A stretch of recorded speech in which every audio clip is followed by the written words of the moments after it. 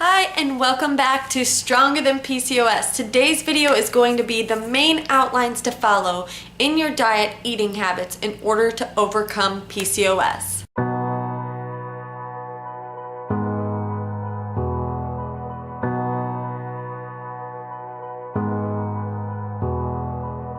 On this channel, we overcome PCOS one positive thought at a time. So if you haven't seen my previous videos, you'll know I made one about the diet I particularly follow that helped me heal my PCOS. But I realized in that video I didn't convey the true message I wanted to put out about picking and choosing the diet that's correct for you in order to heal your PCOS. So in this video, I get a little bit broader just because I realize everyone's body is different. All your beliefs are different. And the research you have done is probably different from the one I have done. So what you feel is true is just different from mine. So I figured these tips can be applied to anything regardless of where you're at as far as what you deem healthy or what you in your heart believe is best to heal your PCOS. So let's just get right into these. If you haven't already, click the subscribe button to get more PCOS tips on how to diminish symptoms, stay in a positive mindset, and just overcome PCOS. And also, just to support each other. I'd love to have you part of this family. And if you end up watching this video and find it helpful, please feel free to give it a big thumbs up. Let's get right into the video. So first tip is to eat intuitively. And by this, I mean to really be aware of how the foods you're eating are making you feel. If you have made changes to your eating habits recently, really be conscious of how you feel after eating a meal, how you feel a couple hours later, how you feel a couple days, a couple months, you get it. You want to be sure the foods you're eating are making you feel amazing and they're leading to more energy, they're leading to more positivity, and just overall a good well-being. Now, with this being said, you don't want to stress yourself out about it. So just be aware and be conscious. Like I said, be aware of what you're putting in your body and how it is affecting you. But like I said, it's just vital. You want to make sure how it's affecting you physically and mentally, because that is how food affects us. And just keep that in mind. Regardless of what you've learned or been taught, if you find a food that makes you feel good that has no stimulants in it, eat it. Eat abundance of it and enjoy it, because your body's telling you that this is working for me. This is what I need to heal. So eat intuitively, listen to your body. Your intuition is always going to be correct over any. Or the second tip, you want to be sure that your diet is sustainable. Can you visualize yourself eating this in a month from now, years from now, 50 years down the road? Are you going to be satisfied, happy, and fulfilled eating this diet? Is this diet excite you? If it doesn't, it's not sustainable. For me, just an example is I know the main diet to be prescribed to PCOS women is a low carb diet, high protein, and thinking about it just made me cringe. I love carbs. Now I do eat healthy carbs, but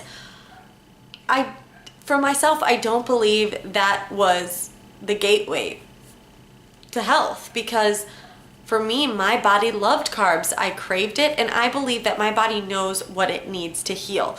So that is why, if you have watched my previous video on what I eat, you will see that. Now, another note on that is, in that video, I kind of made it seem like I only eat carbs, but it really varies for me day to day. Again, I'm always just listening to my body and eating intuitively. So if one day I feel like I want more fats or protein, I will gravitate to those foods and I will eat them. I will not limit myself because I naturally follow a more high carb diet. You get what I'm saying? So that was one key factor. I really wish I would have put in that video that those are guidelines that I follow, because those are my natural guidelines. You get what I mean? I naturally gravitate to those foods. Those aren't this is what I follow and I'm always making sure I'm getting lots of carbs.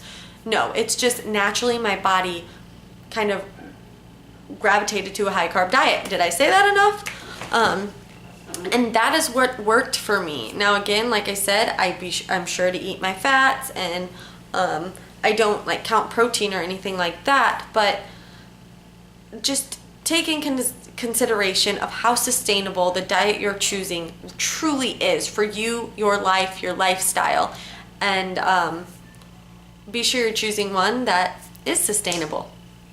Next, number 3, a whole foods diet, meaning basically in a nutshell, you don't want to be eating or consuming processed foods. And these are, which means foods that have been heated and made into something else and then added to another food and heated again, and so on and so forth.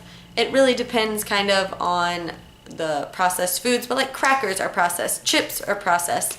Anything in the middle section of your grocery store, for the most part, is going to be processed foods. So I just avoid those. It's not to say I don't have them ever, because again, that's just not sustainable in my mind. So here and there, it's just not a consistent thing, and it just doesn't make up my overall diet.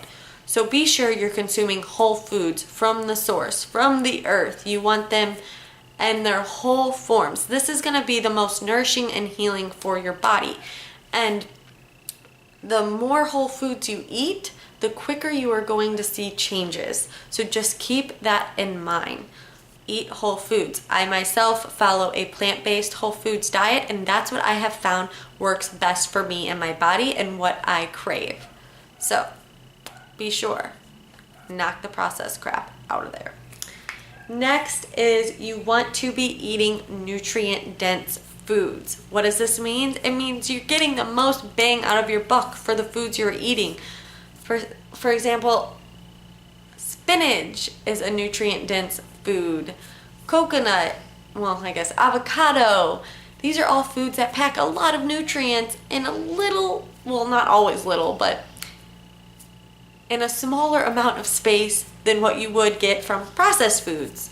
So subsequently, most plant-based foods, most of the nutrient-rich foods are plant-based foods. So keep that in mind. Really fill your body with those nutrients, because those nutrients are going to help nourish and heal.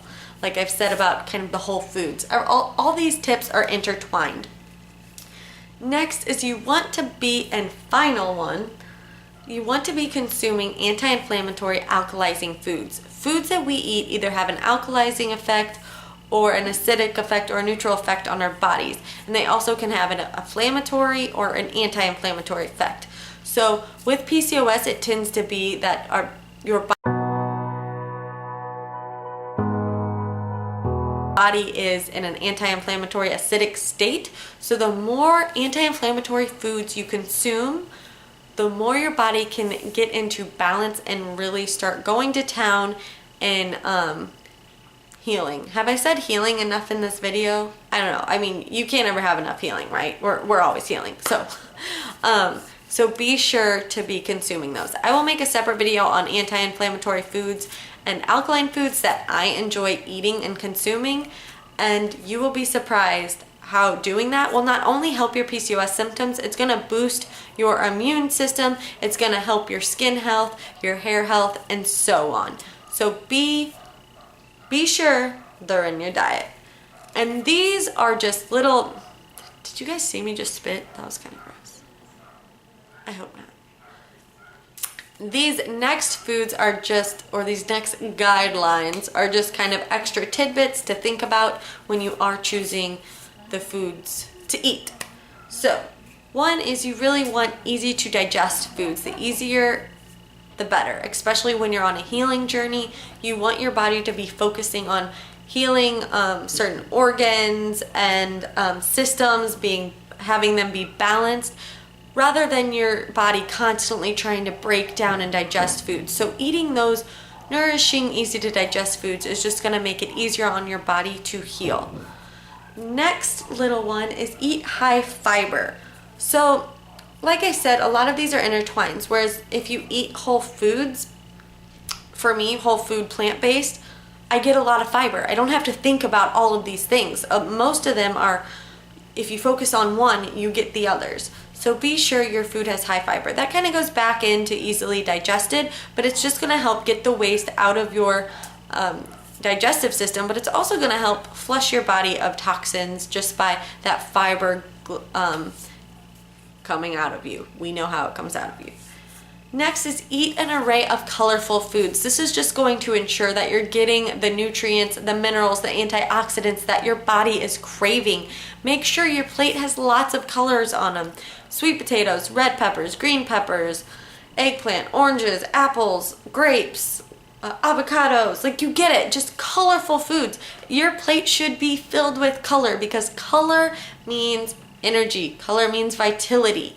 So fill that plate up with as many colors as possible. You will think it's pretty, so you'll want to eat it more, and your body will be thanking you later, I promise. So those were my main tips to follow in order to heal your PCOS as far as diet is concerned. Like I said, I follow a plant-based whole foods diet, and for me and to me, that is the key to overcoming PCOS. Now there are other factors, but as far as diet, to me and my experience, I have tried different ones, that is what worked the best. I hope you all found this video helpful.